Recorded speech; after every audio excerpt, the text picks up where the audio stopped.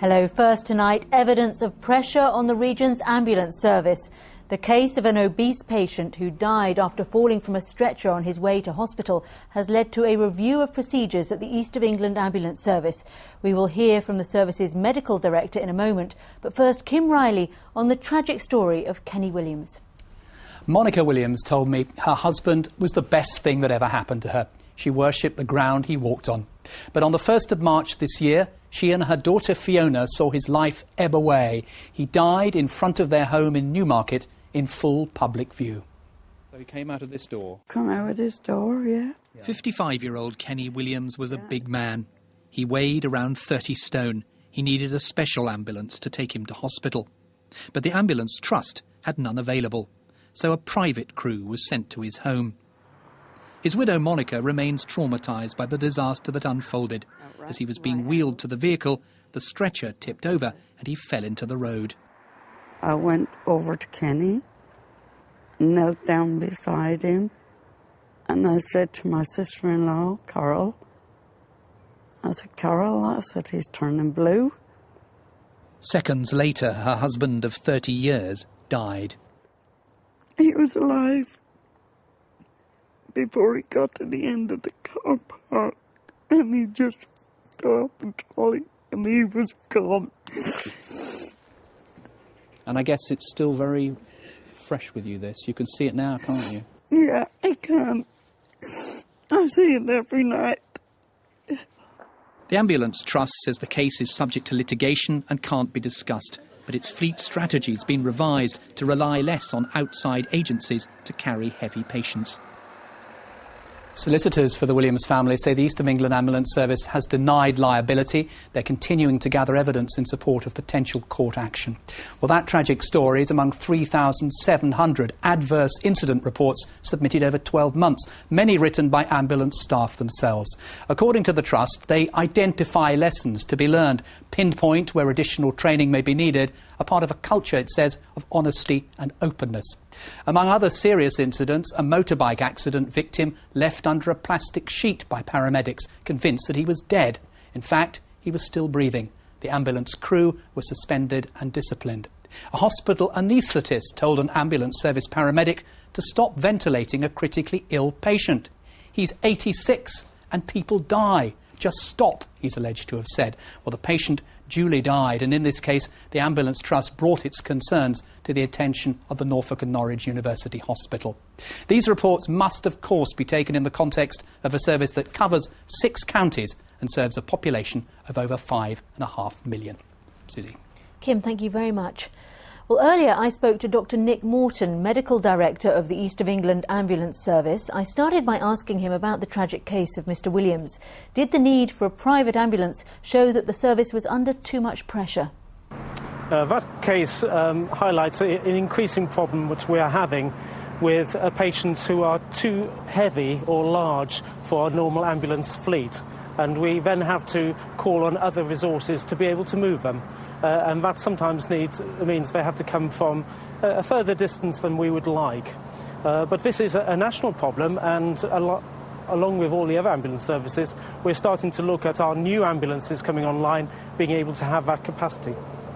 Unfortunately, the case of Mr. Williams is one of many, many cases that's been highlighted as an adverse incident report. 3,700 in 1 year.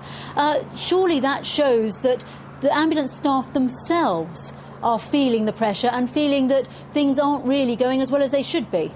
I think it shows exactly the opposite. It shows we've got an ambulance service with clinical staff who really care about the service that they deliver to our patients in the region, and that they feel that the culture is open enough to be able to report when things don't go as planned. But the trouble is, adverse incidents in this case and dealing with the ambulance service might well mean, and has done in the case of Mr. Williams, someone dying. We mentioned another case where an accident victim, paramedics were convinced he was dead, but in fact he was still breathing. I mean, these are very worrying things for us users of the ambulance service to hear. I'm sure it is worrying, but it's putting it into context. We're an emergency service within the region. We cover a region which has 5.6 million patients, and we have contact with over 1 million patients a year. So it is inevitable that sometimes things don't go to plan. We are busy, OK, but we're there for a purpose, and we work hard. And I would actually pay tribute to our crews, to the level of the clinical care that they give. As medical director, I am very proud of our paramedics. And you're confident that you have the right level of staffing, the right number of vehicles to cope with the large area that you cover? Every week we are constantly looking at what we are delivering. It's not a static service. We are dynamic. We want to do better. We are very lucky to have staff who want to go that extra mile, and I think we should be applauding them rather than picking apart one or two cases. Dr. Morton, thank you very much. Thanks, Susie. Tributes have been paid to the latest Royal Anglian soldier to die in Afghanistan. He's been named tonight as 23-year-old Lance Corporal Adam Drain from Bury St Edmunds in Suffolk. He was the 11th Royal Anglian to die in the conflict and the 100th British soldier killed in Afghanistan this year. Joel Mapp reports. Regiments measure the cost of conflict in flesh and blood, and the Royal Anglians have paid a heavy price. These are the faces of the 11 Vikings who've died in Afghanistan since the conflict began. The 11th, Lance Corporal Adam Drain, was shot dead whilst guarding a checkpoint in central Helmand yesterday afternoon. He was engaged to be married. Colleagues say he was naturally courageous, both in the boxing ring and on the battlefield. Alison Burgess, who's also from Bury St Edmunds, runs an online support group for the families of Royal Anglians. There are 450 members. Alison has 2 sons in Afghanistan. Devastated, really sad for the family. They'd been out there 7 weeks, the boys, and we were starting to think that maybe things were okay, and suddenly it's very close to home and things aren't okay, and it just brings alive the dangers that the boys face every day. The 1st Battalion Royal Anglians recruit from Essex, Suffolk, Norfolk and Cambridgeshire. Lance Corporal Adam Drain was with them during their last tour, when they were engaged in fierce fighting. In 6 months, 9 were killed and almost 1 in 5 wounded. In October, he returned with them for another 6-month tour. My heart goes out to that family, but I'd like to reassure them that what he was doing was a really important task, and that the safety and security of that mission is really in all our interests. So he's certainly not died in vain.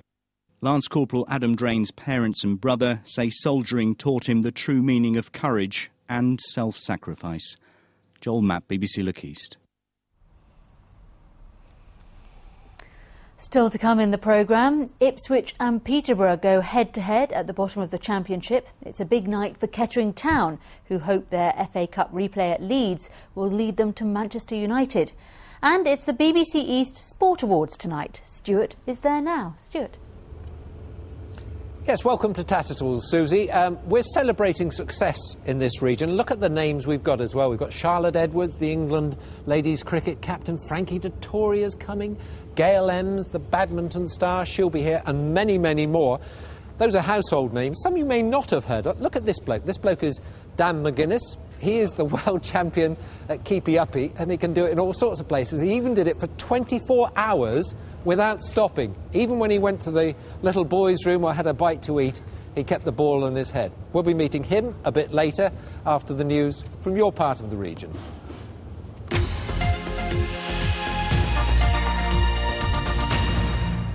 There have been yet more delays and disruption for rail passengers.